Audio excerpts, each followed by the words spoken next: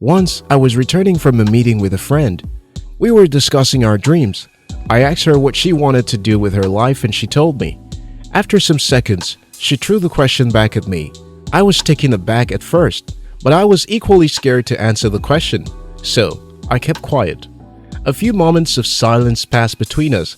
Then I said, "I want to become a writer. I want to build businesses around writing." Then she said something I don't want to forget in a long time. "Why haven't you started?"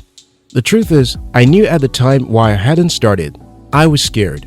I doubted myself. I doubted I could ever become a successful writer. I doubted I could even become a writer because I believed there were so many writers out there and I would just be contributing to the noise. Months later, I read an article by Jeff Goins sharing his own experience as a writer, how he doubted himself and how a friend gave him a boost to get started writing full-time. I also discovered a book by Pressfield. That was perhaps the last straw that broke the camel's back for me. Pressfield is a prolific writer and author of Turn Pro and The War of Art. In the space of writers, especially online writers, Pressfield is one of the popular writers. He writes a Wednesday blog and his writings are quite interesting to read. If you're a young person who doubts himself and can't seem to follow his dream, here are some pieces of nuggets I gleaned from Pressfield to help you. 1. If you find yourself asking yourself and your friends, "Am I really a writer? Am I really an artist?" Chances are you are. The counterfeit innovator is wildly self-confident. The real one is scared to death. In The War of Art, Pressfield explains the concept of the resistance. The resistance is that figure who discourages creative people like you from following your passion. Each time you want to do what you're supposed to do, in line with your dream, the resistance is that feeling of tiredness or reluctance to get to it. It pushes you back. It bribes you to procrastinate. It tells you can keep practicing today to continue tomorrow. It tells you to do little because you can always do more later. Sometimes the resistance tells you can't do much more because you're not able to. Who are you to pursue such a great dream? If you find yourself doubting yourself about something, it's most likely that you can do it. That thought that says you can't or you shouldn't is the resistance attempting to steal your dream. Your dreams won't achieve itself. Following our dreams will always come with ease and glitz. Our feelings and oftentimes circumstances will not agree with the pursuit of our dreams. But people who achieve great things know that the best time to pursue their dreams is always now, when it feels like we are not good enough. The truth is, you will never feel you're good enough, and that's a good sign, because you will be forced to keep trying yourself to become better. The more you try, the better you become. You were built to pursue your dream. If not, you wouldn't have had that dream. 2. Are you paralyzed with fear? That's a good sign.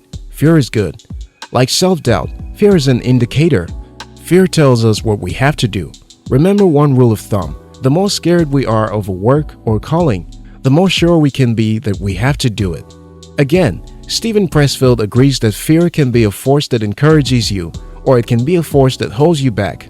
The problem isn't with the fear itself. The problem is with our attitude towards fear. Most of us are familiar with moments when you were scared to try something. As soon as you tried it, you found it was needless, being afraid. Fear is a feeling, and as feelings are fleeting, fear can be treated the same way. If you allow it, fear will keep holding you back from pursuing your dream and improving your creativity. Most people have limited their creative potentials to a particular level because they feel they can't do it. One of the ways I overcame the fear of becoming anything in life was to immediately pursue an idea when I felt it was right to. For a long time, I would have an idea for something but would delay it. When I eventually acted on it, I wouldn't follow through. This psychologically affected me such that most times in my life, I was often afraid to set goals because I assumed I would never follow it through. Now it's simple. I don't wait till tomorrow to follow through with an idea I know I should pursue. I pursue the idea today, starting with what I have, knowing that when I start with what I have, the things I need will come to me along the way. Don't let fear hold you back from pursuing your creative endeavor. I never knew I could write a poem until I wrote one and went on to write over 1,000 poems in less than 2 years. I never knew I could write books until I started to write short stories and then novels in less than 12 months. I started taking my writing seriously. You never know what you can do until you try. Everything you ever want is always on the other side of fear. 3. Our job in this life is not to shape ourselves into some ideal we imagine or ought to be, but to find out who we already are and become it. Stephen says it well. There is who you already are. There is something you're custom designed to do. This is why you can't compare yourself to others. Just because you can't do what others in your circle are doing does not mean you are useless. You know, long ago, I learned that people are not really lazy.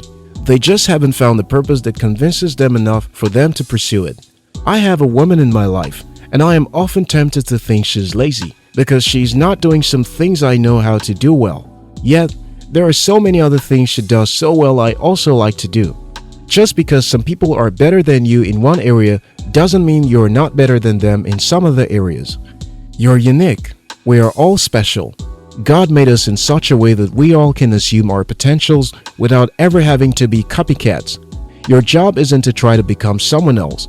Your job is to observe who you are, what you are capable of doing, and to focus on that one and do it well.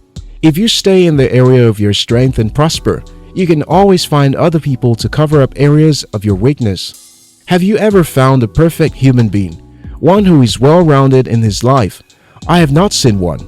Well, only Jesus is. Besides Jesus, no other human. So, stop focusing on becoming like someone else and start focusing on being who you are made to be. Follow your life strengths and work at becoming the person God has made you to be. Find out who you already are, what you're good at, and work at it. Stephen Pressfield is one of the writers who help writers and creative people to know that daily practice is one of the best ways to keep overcoming resistance. Listen to this. As long as you live, there will never come a point when you will not be tempted to want to give up your dreams or slow down on pursuing your creative endeavor. You will only have to discipline yourself to keep doing what you're supposed to do, to keep growing in becoming the person you're supposed to be, and in living the great life you are supposed to live. You will doubt yourself sometimes. It is normal. Do what you have to do anyway. You will be paralyzed by fear sometimes. It doesn't matter. Do what you have to do anyway. You will be tempted to compare yourself to others. Never try that. Find out who you are, what you are capable of, and be content to focus on that. Great dreams were never achieved by men who thought they could become somebody else. Go and find out. If this video inspired you, share the video with friends. We love you.